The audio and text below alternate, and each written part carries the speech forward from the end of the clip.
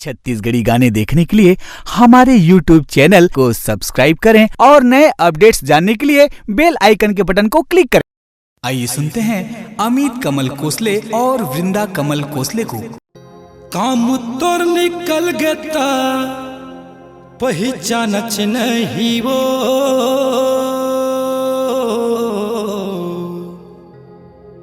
ऐसे तह जाता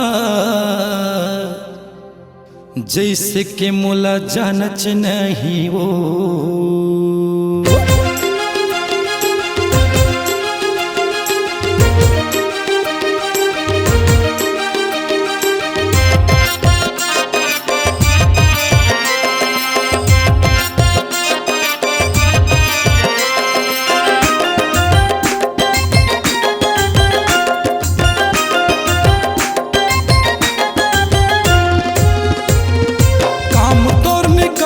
पहचानच नहीं वो, काम तोर निकल गता पहचानच नहीं वो,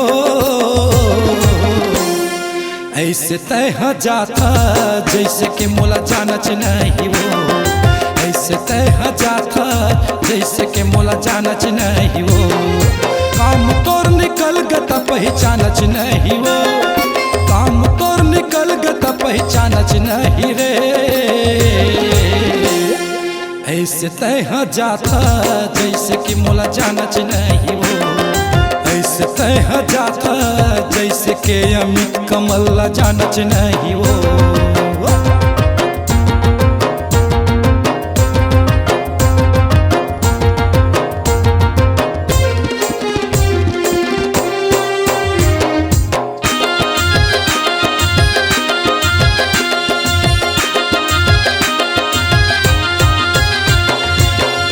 तोर विपत में वो आए रहे काम, पर तोर विपत में अमित आए रही काम। रेंग थच हटिया के मोर से तय मोरे जान, रेंग थच हटिया के मोर ले तय मोरे जान। अब रेंग थच दूर घुच के, अब रेंग थच दूर घुच के मोर जीव जला के वो, ऐसे तय जाता जैसे कि मोला जानच नहीं वो, ऐसे तह जाता जैसे कि मोला जानच नहीं वो।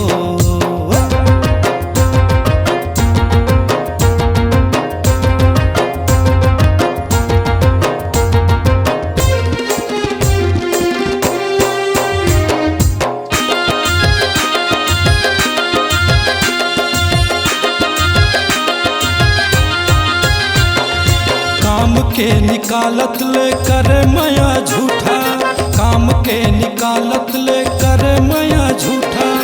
मतलबी हवच वो देखा थच अंगूठा, मतलबी हवच रे देखा थच अंगूठा। अरे हंस थच मुच मुच ले, अब हंस थच मुच मुच ले मोर जीव जला के वो, अरे ऐसे तह जाता जैसे कि मोला जानच नहीं वो, ऐसे तह जाता जैसे कि मोला जानच नहीं वो।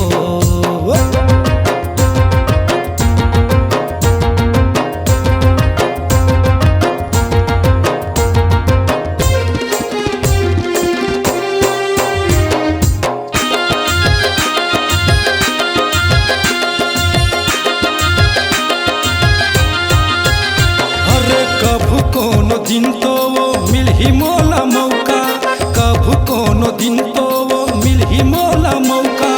पाके तोल अकेला में लगा दे हूँ चौका, पाके तोल अकेला में लगा दे हूँ चौका। अब दुश्मन कस रंग थच, अब दुश्मन कस रंग थच मोर जीव जला के वो, अरे ऐसे तह जाता जैसे कि मोला जानच नहीं वो, ऐसे तह जाता जैसे कि मोला जानच नहीं वो। काम तोर निकल गता पहचानच नहीं वो, काम तोर निकल गता पहचानच नहीं रे, ऐसे तह जाता जैसे कि मोला जानच नहीं वो, ऐसे तह जाता जैसे कि मोला जानच नहीं वो। काम तोर निकल गता पहचानच नहीं वो, काम तोर निकल गता पहचानच नहीं वो। अरे ऐसे तय जाता जैसे के मोला जानच नहीं हो, ऐसे तय जाता जैसे के मोला जानच नहीं हो, ऐसे तय जाता जैसे के मोला जानच नहीं हो, ऐसे तय जाता जैसे के मोला जानच नहीं हो।